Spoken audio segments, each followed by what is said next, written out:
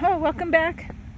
And we're on part 2 of my husband's reversing heart disease story. All right, so he's a little bit concerned about his heart. Okay, so just to review in case you didn't catch the first video. So my husband's 48 years old and showing symptoms of heart disease and eating pretty much a vegetarian diet, not completely a vegan diet, but a vegetarian, and not a low-fat plant-based, but just a regular vegetarian diet with peanut butter, nuts, and some eggs and some dairy.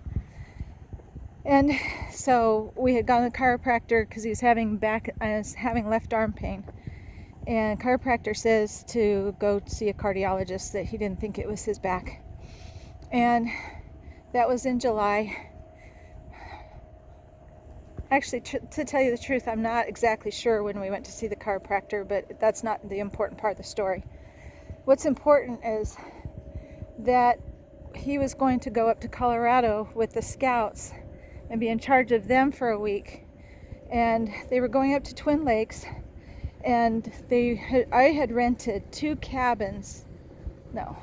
one cabin at Twin Lakes because I was concerned about his heart, and I wanted to be there to provide healthy meals for him, so that he wouldn't have a heart attack up in the mountains. And so I made this big cooler full of stuff, and at the last video I was telling you I was having chest pains months prior, and I had gone on this prevent and reverse heart disease diet from Dr. Esselstyn. But what I didn't know about my digestive system that was actually causing the chest pains was that I had severe gallbladder disease, which I got from my previous eating habits and also being a celiac. And that's another podcast, because what I learned is that celiacs have a high rate of gallbladder disease. So I had been suffering with gallbladder disease for a decade, and this was ramping up at the same time that we were getting ready to go to Colorado from Iowa for scout camp. And the night before he left, I had a major attack, and it was so painful.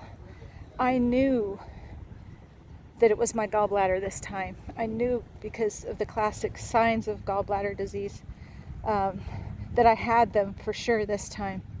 And that concerned me. I now knew, instead of being an asset for my husband, I was going to be a liability. So think about this. This cabin that I reserved in Colorado was going to be for me and not him. He was going to be tent camping 5 miles up the road with the Scouts, and I was just going to be like a home base for him to go and get healthy meals, and for me to be there in case he had a heart attack while he was up there. And I ended up deciding not to go because all of a sudden I don't need to be up in the boonies in the Colorado mountains and have to have my husband leave to take me for an emergency surgery while he's in charge of all these young boys. So I stayed home and I sent the food with him. And I'm going to make a very long story short. There were a lot of things that he was doing up there that contributed to and could have caused a heart attack. I mean, it's scout camp, right? What do they eat at scout camp? I don't even need to list the foods, And here he is at 10,000 square feet, 10,000 feet above sea level. They did take some days to acclimate slowly up the mountain, but he was definitely having a lot less oxygen in Colorado than he was in Iowa. And, he was rowing people across lakes, and they were going to hike up Mount Elbert, which is, I think it's the highest peak in Colorado. My boys made it to the top, by the way. They were the only ones that made it to the top. I was so proud of that, but my husband ended up not going because he had these flu symptoms, which protected him, which were, I believe, an answer to my prayers.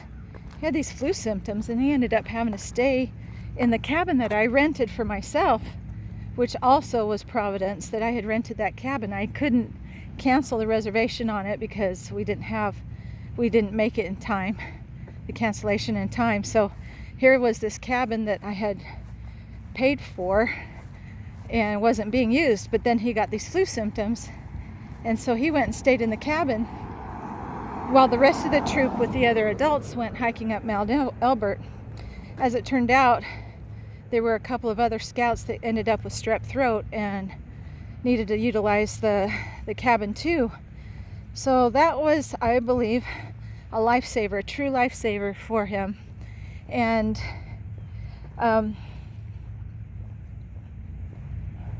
anyway, okay, so he went camping. And then he came home from Colorado.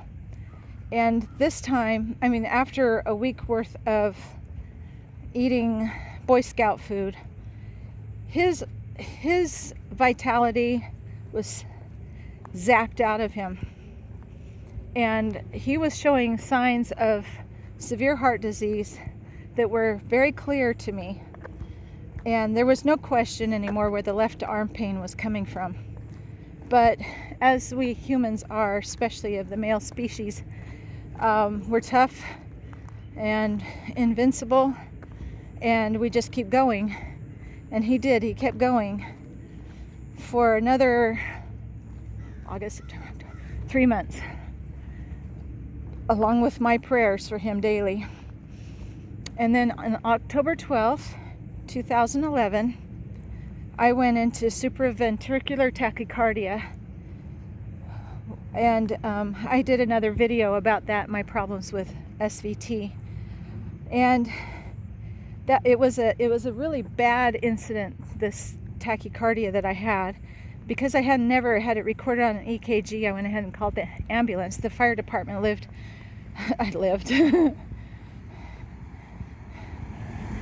The fire department was 2 blocks from my house, thankfully, and they were there while I was still having an episode.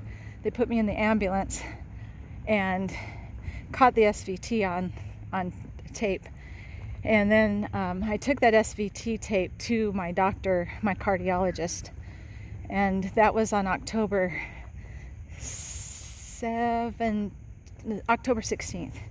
I took that tape and I brought my husband with me to this appointment with my cardiologist, and I was able to talk him into making an appointment with me. And I remember saying to him, I'm doing everything I can to take care of my heart. I'm doing everything to take care of my health so that I don't leave you a widower. I would like you to join me at this doctor appointment. And he did. And the doctor looked him over and said, you need to have now why can't I think of it right now? Angiography, cardioangiography. And what that was is I think it's a CT scan. They put you dye in your veins and put you in to the CT scan so that they can scan your arteries and see if there are any blockages. And this is a really good place for me to stop in the story right now to end part 2. So I'll end here and go to part 3. Thank you for hanging in there with me.